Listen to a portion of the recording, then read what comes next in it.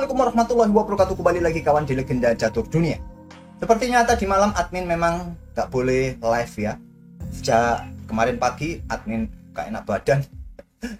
Terus sorenya juga masih kurang nyaman badan admin. Tapi admin paksakan coba live. Tapi ternyata koneksi internetnya buruk kawan. 2 kali disconnect. Jadi admin putuskan untuk berhenti saja. Dan kita akan ulas, kita otak-atik game di semifinal tadi malam kawan. Fabi melawan Sindarob berakhir miss. Vincent Kemmer versus Magnus, ada kejutan ya. Sebelum partai ini dimulai, mereka sudah 5 kali kawan bertemu di permainan klasik. Di permainan cepat pun juga sering bertemu. Dan Magnus unggul mutlak atas Vincent Kemmer. Di permainan klasik, Magnus ini sempat kalah ya di Piala Dunia tahun 2000 berapa itu.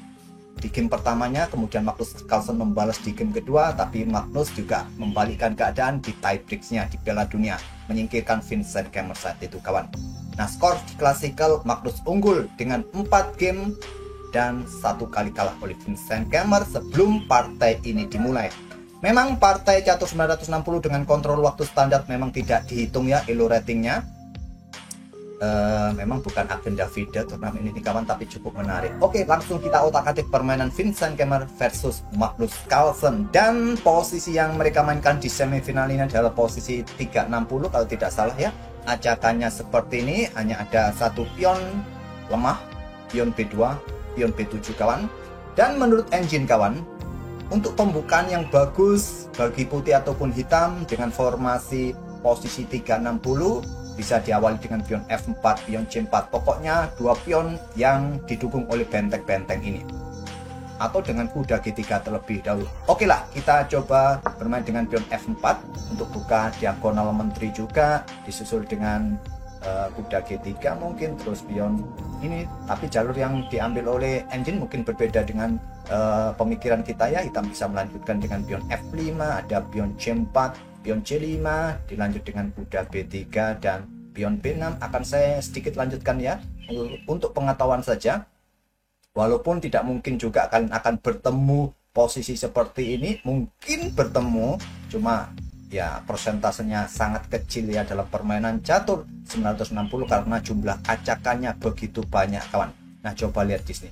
Pion D5, pion C pukul pion D5, ada gajah D7 memang menyerahkan pion pusat. Mungkin dilanjut dengan pion E4 di sini jual beli. Kemudian gajah ambil balik, benteng ambil pion yang di sini, mungkin kalian tahan dengan langkah atau kalian sikat juga terserah. Oke, itulah jalur kesukaan engine di posisi 360 ini kawan.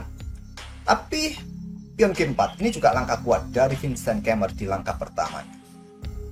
Pion G5 bisa ditiru juga kawan di copy. Atau kuda B6 langsung, pion C5 juga disarankan oleh engine Magnus dengan kuda G6. Kuda B3. Magnus sekarang kuasai petak pusat dengan pion E5 nya. Coba lihat. Di 2 langkah awalnya, Magnus tidak membuka diagonal-diagonal bagi sniper ataupun menterinya kawan. Ya, berikutnya sudah sangat jelas dengan pion F6, diagonal bagi menteri, gajah F7, segera akan dimainkan oleh Magnus. Kuda G3, pion F6, nah sekarang pion C4, langkah bagus dari Magnus. Nah, di posisi ini, gajah F7 sepertinya cukup logis buat kita ya untuk melanjutkan langkah serang pion di sini kawan. Kalau engine melepaskan pion ini, melangkah kuda ke A5, ataupun juga rokade, melepaskan pion, kuda A5 kalau ingin proteksi.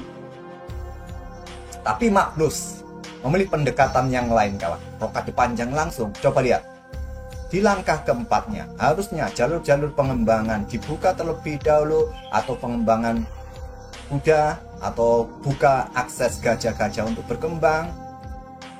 Berapa perwira Magnus yang masih simpan di baris belakang ini kawan? Ya, semua perwira kecuali kuda. Pion D4 memberikan tempo bagi Vincent Kemmer untuk dobrak petak pusat. Dan pion C6, langkah terkuatnya, atau langsung jual beli di sini. Nah, pion F4 akan dilanjutkan oleh Vincent Kemmer untuk coba rebut kembali. Kalian tidak bisa backup dengan pion C5 ya, ada kuda yang mengawasi. Gak apa-apa, pertukaran pion. Magnus 2 kali langkahnya slip, membiarkan pion D5 Vincent Kemmer kawan. Pion D6, hentikan laju pion dan berikan tempat mungkin bagi kuda manuver-manuver ke depannya nanti.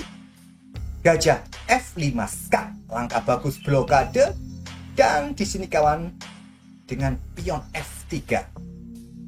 Mungkin kita bermain dengan pion E4 ya, support gajah ini, tapi ada langkah yang cukup menarik kawan. Di posisi ini engine menyarankan raja ke C2.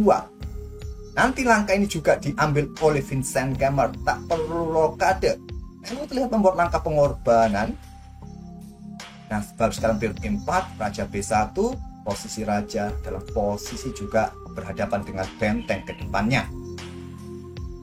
Tapi memilih dengan pion F3 terlebih dahulu untuk juga berikan akses bagi menteri langsung mengawasi diagonal B1 A7.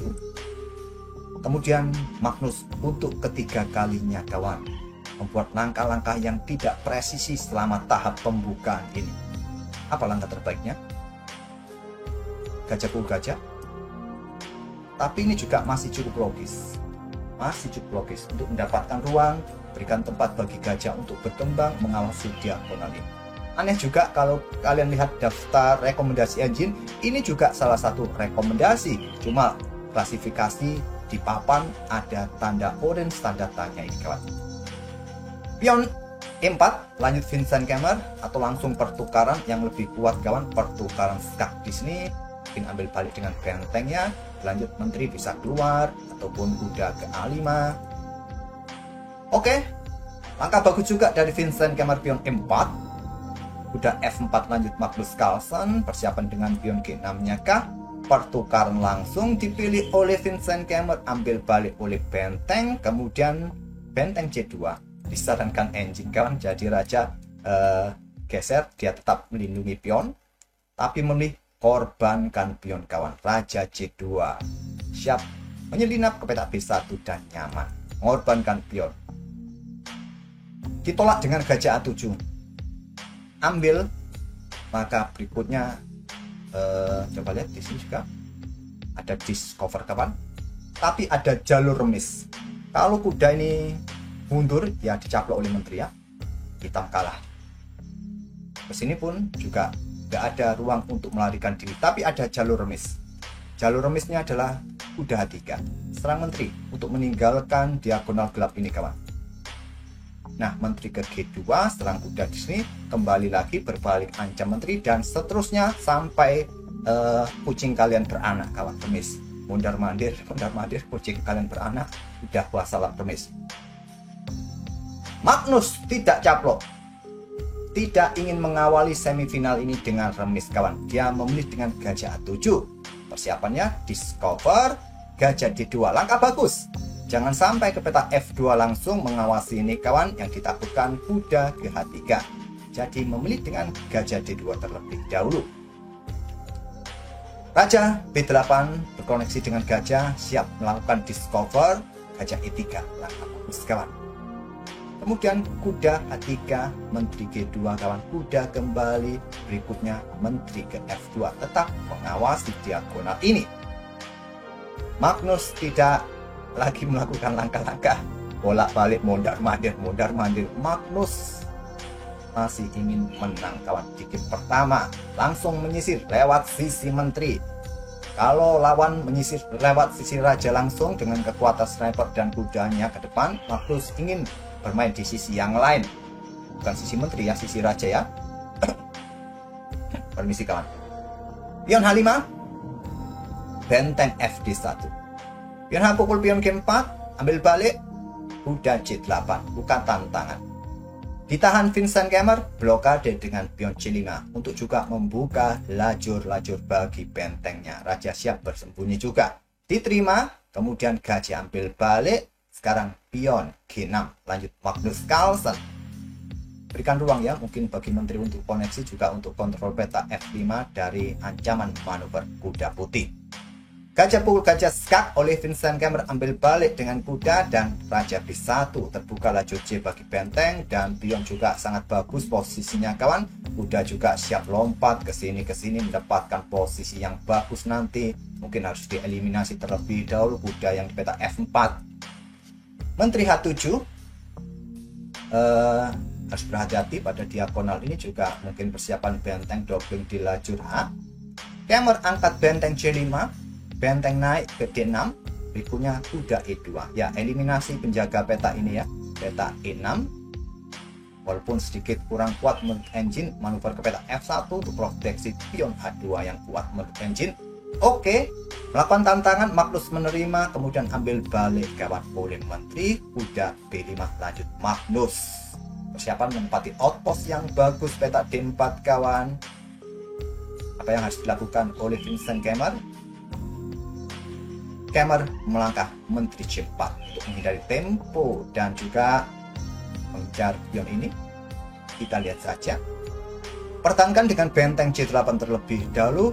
Ada pion A4, kuda D4, dan pion G5. Langkah bagus dari Vincent Kemmer untuk merusak struktur pion Magnus kawan, korbankan diri.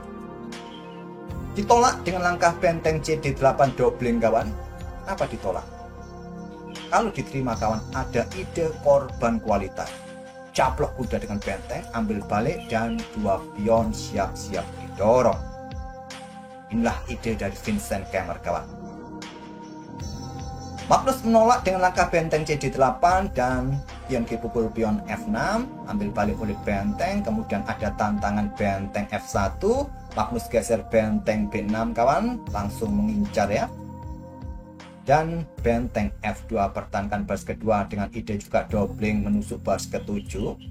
Pion G5 mendapatkan ruang, juga harus berhati-hati pada diagonal ini. Raja langsung lari ke A2, Raja hitam juga lari ke A7, benteng CF1 persiapan menusuk baris ke-7, dan benteng C8 perkuat posisi pion karena sudah sangat jelas terlihat benteng siap naik, diangkat ke baris ke-7.